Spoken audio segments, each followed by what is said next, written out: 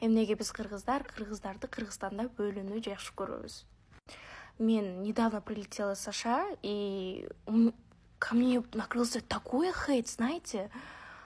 Оштук дешет, сарт дешет. Оштун төрөсүн эмне өзгөрөт деп ойлойм да азырчы. Меня, знаете, ненавидят из-за того, что я разговариваю на русском, являюсь кыргызской, да?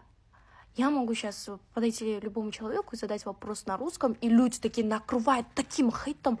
Блин, Кыргызстанда жашап орусча эле сүйлөбөйсүң бу?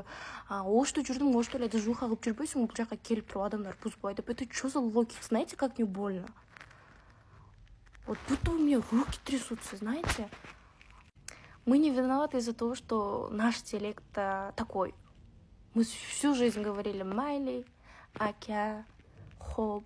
Хоп, ты можешь понимать.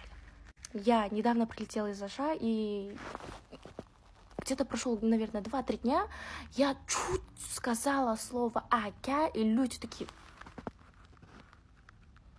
Знаете, как больно видеть такую рожу? Перестаньте делить.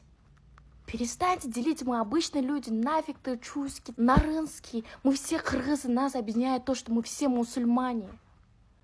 Я реально устала из-за того, что я нахожусь в Бишкеке, являясь ошской. Это авторитет, детка, а не нищая. Мне очень сильно больно, честное слово. Хорошо, мен барып вопрос кыргызча берейин.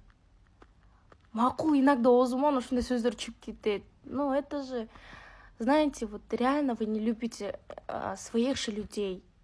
Баарыбыз мусулманбыз, баарыбыз кыргызбыз. Орусча сүйлөсөк и чо?